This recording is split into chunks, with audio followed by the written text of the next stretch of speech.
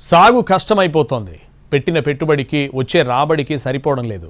దీనికి తోడు సకాలానికి చినుకు రాలకపోవడంతో రైతుల పరిస్థితి అగమ్యగోచరంగా మారింది. ప్రస్తుతం ఏలూరు, శ్రీకాకుళం జిల్లాల్లో వ్యవసాయ రంగం కష్టాలపై ప్రత్యేక కథనం. పశ్చిమ గోదావరి జిల్లాలో సాగు కష్టాలు తీవ్ర రూపును దాల్చాయి.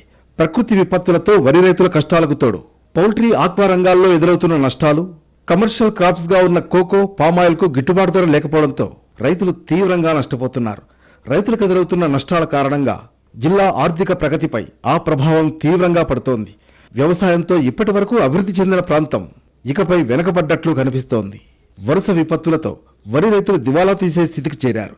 పంట చేతికొచ్చే నాటికి వర్షాలు, వరదలు ముంచెత్తడం, అన్నింటినీ దాటుకుని సాగు చేసినా చివరికి మద్దతు ధర దక్కకపోవడం, పెట్టుబడులు పెరిగిపోవడంతో ఇప్పటికే జిల్లాలో వరి విస్తీర్ణం క్రమక్రమంగా తగ్గుతూ వస్తోంది.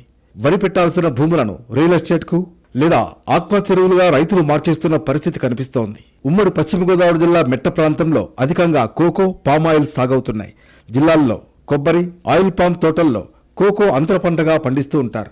కోకోను చాక్లెట్లు, కేకులు, వివిధ ఆహార పదార్థాల తయారీలో ఉపయోగిస్తున్నారు. అంతర్జాతీయ మార్కెట్లో డిమాండ్ తగ్గింది అనే కారణంతో కోకో రైతుల నుంచి గింజలను తక్కువ ధరకు కొనుగోలు చేస్తున్నారు వ్యాపారులు. గతేడాది వరకు ఎలాంటి ఇబ్బంది లేకుండా సాగిన కోకో సాగు ఇప్పుడు కష్టాలను ఎదుర్కొంటోంది. దీంతో కోకో రైతులు రోడ్డెక్కి ఆందోళనలు చేస్తున్నారు. అయితే అధికారులు, ప్రభుత్వం కూడా కంపెనీలు కొనాలని గట్టిగా చెప్పే పరిస్థితి కనిపించడం లేదు. మరోవైపు ఆయిల్ ఫెడ్ పెదవేగి కర్మాగారాన్ని 4P పేరుతో ప్రైవేటీకరించే ప్రయత్నాలు చేస్తోంది. ఆయిల్ ఫెడ్ కర్మాగారం ప్రైవేట్ పరం చేస్తే ప్రైవేట్ కంపెనీలు చెప్పిన ధరే రైతులకు దక్కుతుంది. విలువైన విదేశీ మారక ద్రవ్యం మిగులుతుంది.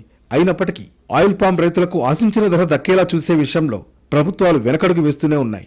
దీంతో ఆయిల్ పామ్ రైతులను ప్రైవేట్ ఫ్యాక్టరీల యాజమాన్యాలు నిలువునా దోచుకుంటున్నాయి. ట్రంప్ ఆంక్షలు రొయ్య రైతుల పాలిట శాపంగా పరిణమించాయి. దీంతో 2-3 రోజుల్లోనే రొయ్య ధరలు పతనమయ్యాయి. ట్రంప్ ప్రకటనను అడ్డుపెట్టుకుని కూడా వ్యాపారులు ధరలు తగ్గిస్తున్నారని రైతులు ఆరోపిస్తున్నారు. ఇటీవల వరకు 20 కౌంట్ రొయ్యల ధర కిలో 640 రూపాయలు ఉండగా ఇప్పుడు 590కి పడిపోయింది. ఇదే తరహాలో 30-40 కౌంట్ ధర సగటున కిలోకు 40 రూపాయల పతనమైంది.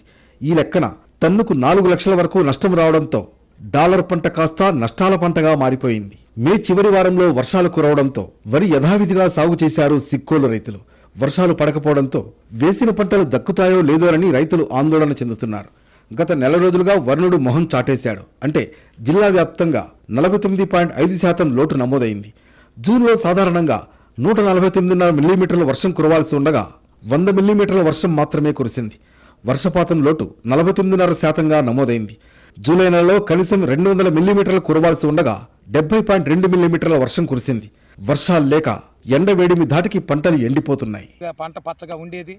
ఇప్పుడు నీరు లేక, వర్షాలు లేక, ఏసినాకులు చచ్చిపోయి దమ్ములు కాక ఎన్నో బాధలు పడుతున్నాం. అలాంటి రైతులకి ఏ గవర్నమెంట్ కూడా ఆదుకోవడం లేదు.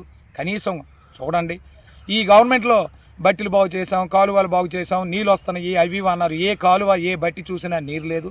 ఎగ్జాంపుల్కి ఇక్కడ చూడండి, ఈ మన పొలాలు ఎలాగ ఎండిపోయి నీరు లేక జబ్బులు వచ్చి సరిగ్గా మందు కొట్టడానికి కూడా నీళ్ళు లేకుండా యూరియా జల్లామంటే ఉన్నది కూడా చచ్చిపోద్ది. సాగుకు ప్రకృతి సహకరించదు. ఎరువులు కూడా బ్లాక్ మార్కెట్లో కొనుక్కోవాల్సిన స్థితిలో ఉన్నామని రైతులు వాపోతున్నారు.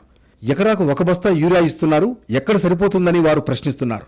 బయట మార్కెట్లో 300 నుంచి 400 రూపాయల వరకు అదనంగా ఎరువులు కొంటున్నామని అధికారులు, పాలకులు తమను ఆదుకోవాలని రైతులు కోరుతున్నారు.